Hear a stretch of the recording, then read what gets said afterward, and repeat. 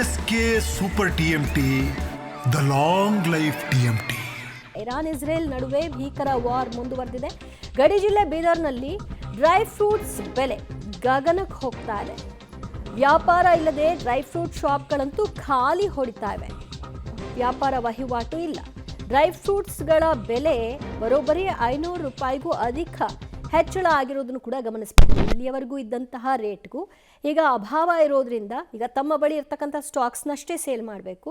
ಉಳಿದಂತೆ ಅವ್ರಿಗೂ ಕೂಡ ಪೂರೈಕೆ ಆಗ್ತಾ ಇಲ್ಲ. ಹಾಗಾಗಿ ಡ್ರೈ ಫ್ರೂಟ್ಸ್ ಅಂಗಡಿಗಳಲ್ಲಿ ಹೇಗೆ ಯಾವಾಗಲೂ ರಾಶಿ ಫ್ರೆಶ್ ಡ್ರೈ ಫ್ರೂಟ್ಸ್ನ ತುಂಬಿಡ್ತಾ ಇದ್ದಂತಹ ಮಳಿಗೆಗಳಲ್ಲಿ ಖಾಲಿ ಹೊಡಿತಾ ಇದೆ ಅನ್ನೋದನ್ನ ನೋಡ್ತಾ ಇದ್ರಿ.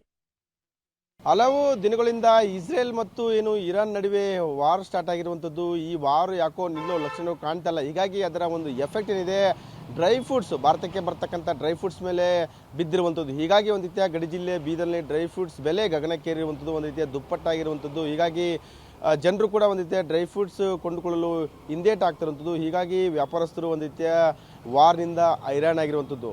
ಬೀದರ್ನ ಇನ್ನೊಂದು ಹೋಲ್ಸಿರ್ತಕ್ಕಂಥ ಗೋ ಫ್ರೆಶ್ ಡ್ರೈ ಫ್ರೂಟ್ಸ್ ಅಂಗಡಿ ಬಳಿ ಇದ್ದೀವಿ ನೋಡ್ಬೋದು. ಒಂದು ರೀತಿ ಯಾರೂ ಕೂಡ ಜನಗಳು ಇಲ್ಲದೆ, ಅಂದರೆ ಪ್ರಮುಖವಾಗಿ ಒಂದು ಬೆಲೆ ಕಡಿಮೆ ಇದ್ದಾಗ ಜನರು ಬಂದು ಡ್ರೈ ಫ್ರೂಟ್ಸ್ನ ಖರೀದಿ ಮಾಡ್ತಾಯಿದ್ರು, ಜಾಸ್ತಿ ಜನ ಬರ್ತಾಯಿದ್ರು. ಆದರೆ ನೋಡ್ಬೋದು ಒಂದು ರೀತಿಯ ಬಹುತೇಕ ಅಂಗಡಿ ಖಾಲಿಯಾಗಿರುವಂಥ ದೃಶ್ಯಗಳು ನೋಡ್ಬೋದು. ಯಾಕಂದರೆ ಯಾರೂ ಕೂಡ ವ್ಯಾಪಾರಸ್ಥರು ಬರ್ತಾಯಿಲ್ಲ. ಯಾಕಂತಂದರೆ ಈ ಒಂದು ಇಸ್ರೇಲ್ ಮತ್ತು ಇರಾನ್ ವಾರ್ ಏನಿದೆ, ಆ ವಾರ್ ಬಹುತೇಕ ದಿನಗಳಿಂದ ನಡೀತಾ ಇರುವಂಥದ್ದು, ಇನ್ನೂ ಕಂಟಿನ್ಯೂ ಆಗ್ತಾ ಇರುವಂಥದ್ದು. ಯಾಕಂದರೆ ಇನ್ನೂ ಕಂಟಿನ್ಯೂ ಆಗುತ್ತೆ ಅನ್ನುವಂಥದ್ದು.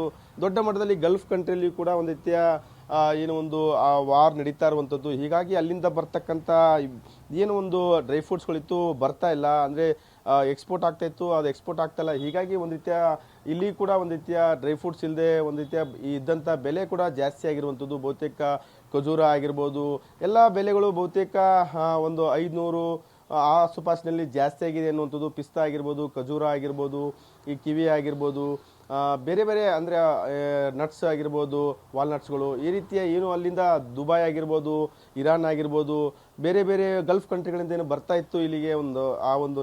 ಆ ಒಂದು ಬೆಲೆಯಲ್ಲಿ ಜಾಸ್ತಿ ಆಗಿರುವಂಥದ್ದು. ಯಾಕಂತಂದರೆ ಡ್ರೈ ಫ್ರೂಟ್ಸ್ಗಳ ಬೆಲೆ ಜಾಸ್ತಿ ಆಗಿರೋದ್ರಿಂದ ನಿಜಕ್ಕೂ ಇಲ್ಲಿನ ವ್ಯಾಪಾರಸ್ಥರು ಒಂದು ರೀತಿ ಹೈರಾಣ ಆಗಿರುವಂಥದ್ದು. ಯಾವಾಗ ವಾರ್ ನಿಲ್ಲುತ್ತೋ ಅನ್ನುವಂಥ ಇಡೀ ಶಾಪ ಕೂಡ ಆಗ್ತಿರುವಂಥದ್ದು. ಅಷ್ಟರ ಮಟ್ಟಿಗೆ ಎಲ್ಲ ಬೆಲೆಗಳು ಜಾಸ್ತಿಯಾಗಿ ಒಂದು ರೀತಿಯ ಯಾರೂ ಕೂಡ ಬರದೆ ಒಂದು ರೀತಿಯ ವ್ಯಾಪಾರ ಡಲ್ ಆಗಿರುವಂಥದ್ದು. ವ್ಯಾಪಾರ ಕೂಡ ಇಲ್ಲದೆ ಒಂದು ರೀತಿಯ ಬಣ ಆಗ್ತಿರೋಂಥದ್ದು. ಅಂಗಡಿ ನೋಡ್ಬೋದು ಯಾವ ರೀತಿ ಯಾರೂ ಇಲ್ಲದೆ ಖಾಲಿ ಅಂತ ಇದೆ. ಹೀಗಾಗಿ ವ್ಯಾಪಾರಸ್ಥರು ಕೂಡ ನೋಡ್ಬೋದು ಒಂದು ರೀತಿಯ ಬೇಸಲ್ಲಿ ಇರ್ತಂತು, ಯಾವಾಗ ವಾರ್ಸ್ ನಿಲ್ಲುತ್ತೋ ಅನ್ನುವಂಥ ಒಂದು ಇಡೀ ಶಾಪ ಆಗ್ತಾ ಅವರು ಇರುವಂಥದ್ದು. ಯಾಕಂದರೆ ಬೆಲೆ ಜಾಸ್ತಿ ಆಗಿರುವಂಥ ಕಾರಣಕ್ಕಾಗಿ ಯಾರೂ ಕೂಡ ಕೊಂಡ್ಕೊಂಡು ಬರ್ತಾರೆ. ಇನ್ನೂ ಬೆಲೆ ಕೂಡ ವಾರ್ ಕಂಟಿನ್ಯೂ ಆದರೆ ಇನ್ನೂ ಕೂಡ ಬೆಲೆ ಜಾಸ್ತಿ ಆಗ್ಬೋದು ವಾರ್ ಕಂಟಿನ್ಯೂ ಆದರೆ ಅನ್ನುವಂಥದ್ದು. ಹೀಗಾಗಿ ಇದಕ್ಕೆ ವ್ಯಾಪಾರಸ್ಥರು ಒಂದು ಹಣ ಅದಕ್ಕೆ ಹೂಡಿಕೆ ಮಾಡಿ ಕೈ ಸುಟ್ಕೊಳ್ತಾ ಅಂತ ಪರಿಸ್ಥಿತಿ ನಿರ್ಮಾಣ ಆಗಿರುವಂಥದ್ದು. ಈಗ ಅವ್ರನ್ನೇ ಮಾತಾಡ್ಸೋಣ ಯಾವ ರೀತಿ ವಾರ್ ಎಫೆಕ್ಟ್ ಏನು ತಟ್ಟಿದೆ ಅಂತ. ಸರ್, ಪ್ರಮುಖವಾಗಿ ಈಗ ಇರಾನ್ ಮತ್ತು ಇಸ್ರೇಲ್ ವಾರ್ ನಡೀತಾ ಇದೆ ಬಹು ದಿನಗಳಿಂದ, ಇನ್ನೂ ಕಂಟಿನ್ಯೂ ಆಗೋ ಚಾನ್ಸಸ್ ಇದೆ.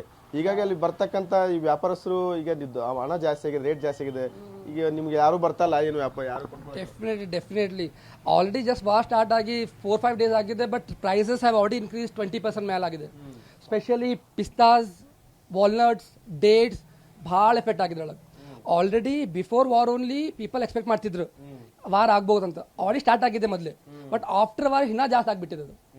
ಸೊ ಭಾಳ ಇಂಪ್ಯಾಕ್ಟ್ ಆಗ್ತಾ ಇದೆ ಅಂತ ಎಲ್ಲ impact majorly Iran, but through roots Gulf countries, Dubai and all ಎಲ್ಲ ಅದ್ರದ್ದು ಇಂಡೈರೆಕ್ಟ್ಲಿ ಇಂಪ್ಯಾಕ್ಟ್ ಆಗ್ತಾ ಇದೆ.